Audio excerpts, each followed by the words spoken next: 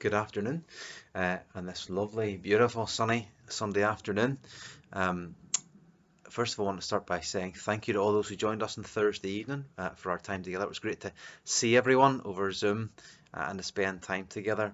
For anyone who couldn't make it or couldn't join us again on this Thursday evening at 8 o'clock, we'll be coming together again over Zoom, and I'll send you the link out and later on in the week.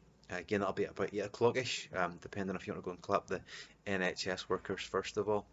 Secondly, in preparation for this, we'll be sending through our next study in James later on today, and then the cheat sheet will follow on Tuesday. So please get stuck into that stuff and make the most of this resource. We want to keep you focused on God at this time. And then thirdly, as a family in these unusual times, we've been using the time to spend more time together in God's Word. We've been looking at the Gospel of Mark together, and so my plan is every Tuesday and Friday I'll post up a little thought on these passages that we as a family have been looking at together. I know there's lots of stuff online at the minute, but hopefully this will be something that'll keep us focused on Jesus and rooted in His Word as the weeks go past. So, just um, share with you a little thought before we finish. Uh, Almost a week ago now, we're almost a week through lockdown. On Monday evening, Prime Minister Boris Johnson spoke those words that we didn't want to hear. However, they were words that we were expecting to hear, as we had already begun to live in very different conditions over the past few weeks. For a few moments, I want us to reflect upon the past few weeks and what lessons we can take away for today, this week, and into the future. And I've also mixed in a few of my kind of personal reflections too. Firstly, let us remember that these are unusual times. Don't ignore this fact, but don't let it overwhelm you also. The news is filled with stories that can make us anxious, but don't change the channel. Watch the news prayerfully and listen also for those stories of good news, of the rare good news stories, and also those news of the numbers being cured and recovering from this condition. These are unusual times, but God is in the midst of them. On a more personal note, uh, I've maybe not been as anxious, but I've realized a lot of things about myself. And one of those is that I'm probably more soft than I'd like to think. It's okay to not be okay at times. And until Thursday night, and then again today, as we listened to Albert, I didn't realize just how much I missed church and being around you folks. And it's okay for us to feel this strangeness and to feel the strangeness of the situation. We were made for meaningful contact, for fellowship, and for friendship and communion. But this is a good time to pause and to realize how amazing church is, and be thankful thankful to God for the gift of placing us in such a wonderful congregation. And when we do get back together again, let's really appreciate what we have and who we have. More generally, again, these are opportune times. God is at work, and we make the most of these days. God is, as only He can, working in these situations to do amazing things for His glory. He has stripped away so much that so many hold so tightly to. Why? So that we will see that we need Him most of all. So let us all turn to Him and make the most of the opportunity to spend more time with Him and to share Him with others. Let's spend time in prayer, in the Word, reading good theological books, and even conversing with each other through whatever media we have. And then again, on a more personal note, I love my wife. And I'm not just saying that to win brownie points.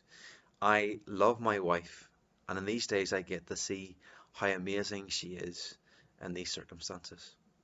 Don't get me wrong, being stuck in the house with each other and with the three boys is tough at times. It hasn't all been plain sailing. We haven't had play dates the whole time. It's been tough going at times. But I see my wife take on these new challenges with strength and grace, and I love her more, and I thank God for equipping her to do this in these times. And these are ordained times. When these times pass, let us not forget what we've learned. Think of how God, in His common grace, has fostered community and brought people together where society has been so divided. Think about how families are spending more time together, even in some circumstances, those families which have been estranged. Think about our new appreciation for the work others do in the NHS, in our supermarkets, those driving trucks, and even our government. Think of how many churches are now reaching across the world because they've had to go online. I can't remember a time when I've seen so many ministers' faces on Facebook. This time will pass, but I pray the lessons that we learn will stay with us for many years to come and for many generations to come. Let me finish with these words from Habakkuk chapter 1 verses 5 to 6.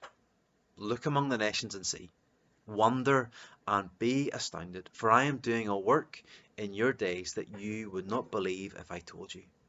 For behold, I am raising up the Chaldeans, that bitter and nasty nation, who march through the breadth of the earth to seize dwellings not their own. In these verses we see God's response to the prophet's question that we all ask at times. What are you up to, God? God was going to raise up these godless, immoral Chaldeans to do his work. Strange to think. But through this perplexing response, God challenges not only Habakkuk's faith, but ours as well. That God can bring about good from evil is a theme right the way through the whole Bible. Such as in Joseph's statement to his brothers in Genesis 50 verse 20, where he says, as for you, you meant evil against me, but God meant it for good.